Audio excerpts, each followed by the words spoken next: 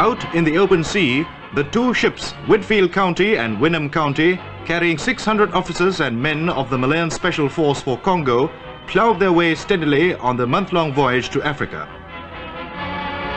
For the first few days, most of the men were seasick, but they soon found their sea legs. It's physical training as usual first thing in the morning, though they found the heaving and rolling deck a little strange under their feet.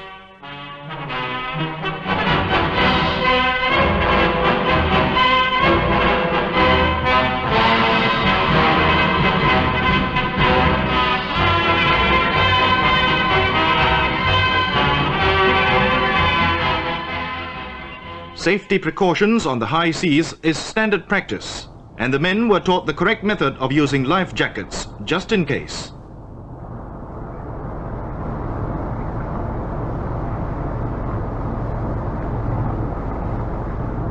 The voyage of 4 weeks was one monotonous view of sea and sky, but there was plenty of recreation on board. One of the more popular was boxing matches between the Malayans and the crew of the American ships.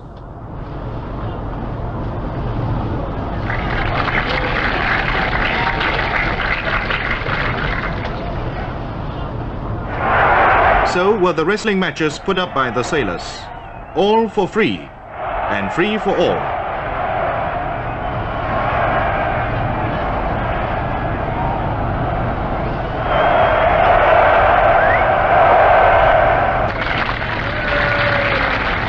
Spit and polish, only this time they had the sky for a backdrop.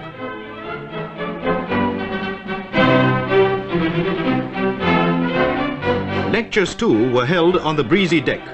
The stress was mainly on getting a knowledgeable grasp of the changing political situation in the Congo.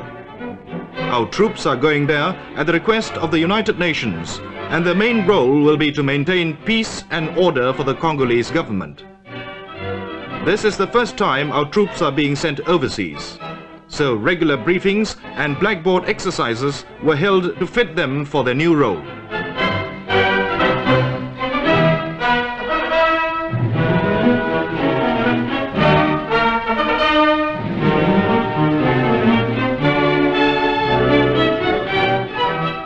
Life on board a ship, especially for our soldiers, was not without its hazards. Yes, that was the battle cry signaling the start of a traditional ceremony, that of crossing the equator. It is an age-old custom originated by English sailors when crossing the equator for the first time. The sailors have to undergo a ceremony of acceptance into the court of King Neptune. Mostly it is good fun for both participants and spectators. And even the Queen may smoke a cigar.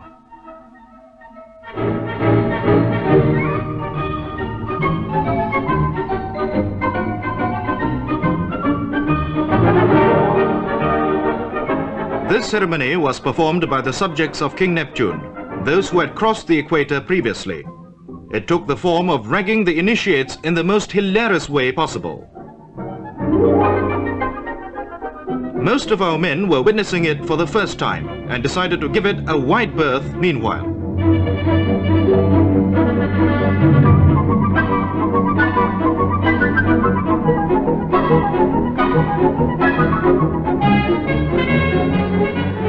There were a lot of give and take on both sides, but usually it was more giveaway.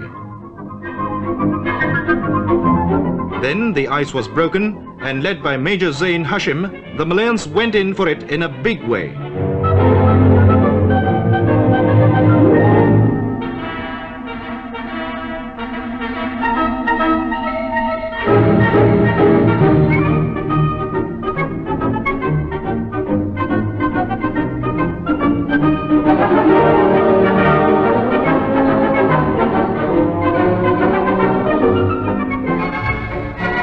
When all was over, a certificate was presented to each participant as evidence of his having crossed the equator and now being an honorable member of the court of King Neptune. This was about the only dignified part of the ceremony.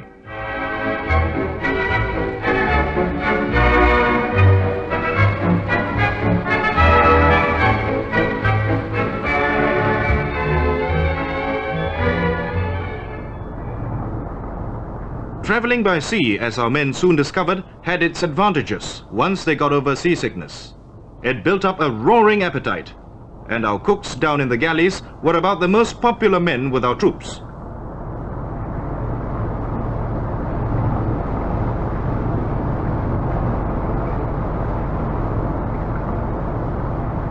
No special Friday prayers are usually performed by people going on a journey.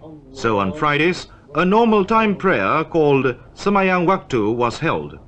Captain Tuan Haji Basiron, the religious officer who accompanied the troops, led the prayers.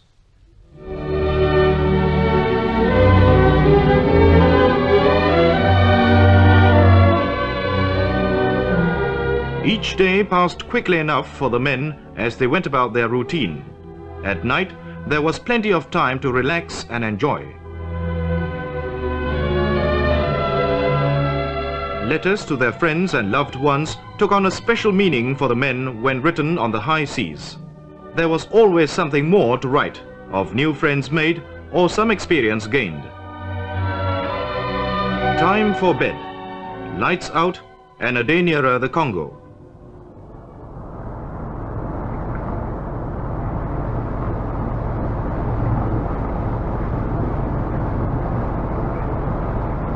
But for one man on board, this was a special night. A message was received via the ship's wireless informing Lieutenant Zulkifli of Brembao of a new addition to his family, a baby boy. For him, the suspense he had secretly borne was over. Allah be thanked. This was the moment he had long awaited. So it was good excuse to wake up his brother officers for a celebration. And of course, cigars all round.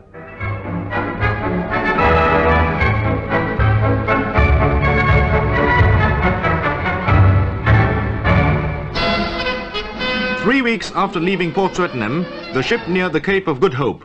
With the temperature below 60 degrees, sweaters was the order of the day. Aboard, the men of the Malayan Special Force came under the discipline of the captain. Regular kit inspections were carried out by the ship's executive officer, accompanied by a Malayan duty officer. Inspection was very strict, but our men came out with flying colors, a credit to the force.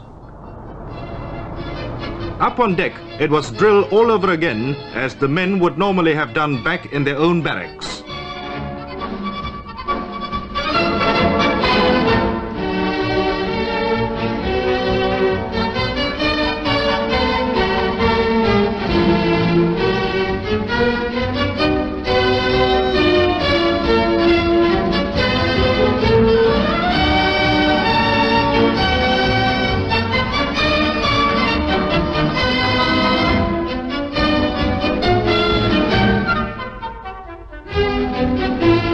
Target practice with a difference. Used to firm ground, they found the pitching of the deck a great challenge to their marksmanship.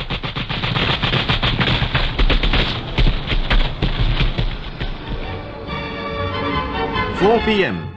A break for tea on deck and a taste of American cookies, more welcome in the cold weather. It wouldn't be long before they landed in Congo. For weeks, the members of the Special Force had seen nothing but sea and sky, and they now looked forward for a sign of land. As they rounded the Cape, the men encountered really bad weather for the first time, but they came through it like seasoned sailors.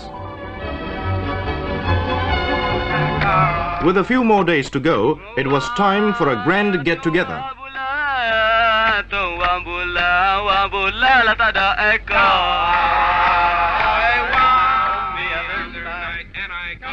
A makeshift backdrop set the stage for a combined American-Malayan Anika Warna. Music was supplied by men of the 4th Battalion, the Royal Malay Regiment. Most of the items were impromptu, but the show was nevertheless a great success.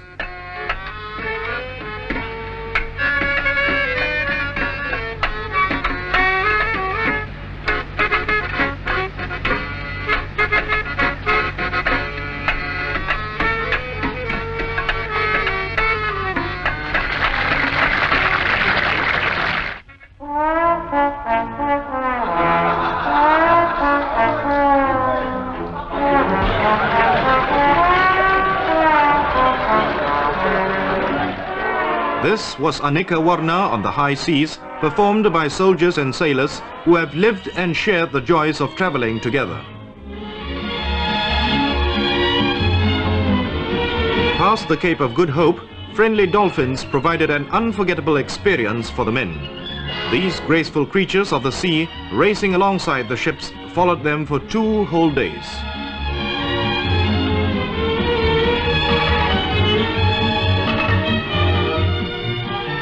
And when news spread that land was near, all eyes were strained towards the horizon.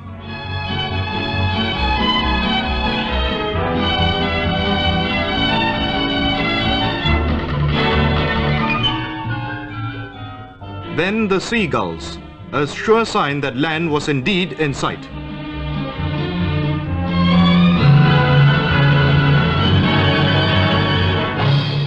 The signals went up as the ships arrived at Banana on the mouth of the river Congo. The men waited eagerly for the pilot boat carrying their commanding officer, Lieutenant Colonel Unku Nasaruddin, to come alongside. Unku Nasaruddin had flown 3 weeks earlier to Congo to finalize arrangements for the troops' arrival. Lieutenant Colonel Nasaruddin was greeted by Commander Van Kuren of the ships and Major Mustafa, second in command of our troops.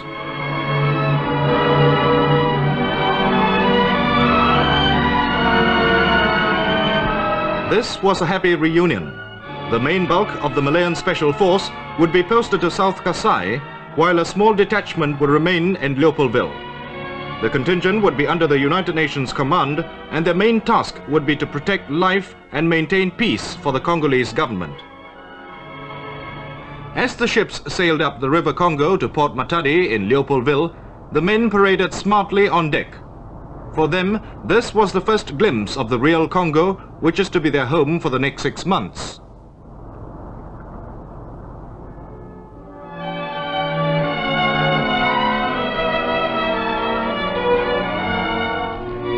Waiting to receive the commanding officer of the force was Major Shah Dad of the Pakistan Army, the United Nations Movement Control Officer at Matadi. A simple ceremony followed as Lieutenant Colonel Nasaruddin inspected the Guard of Honor mounted by Moroccan troops of the United Nations and the Congolese Police Guard.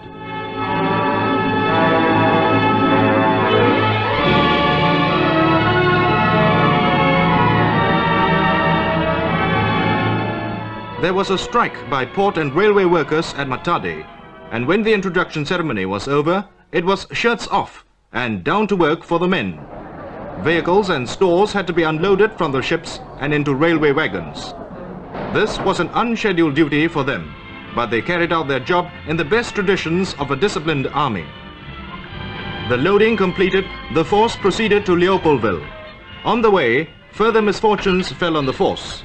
First, a derailment, then another strike, this time by the engine driver.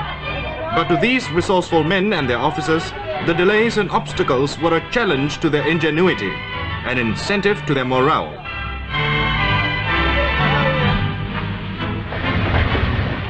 Soon they were on their way again to Leopoldville, their new home.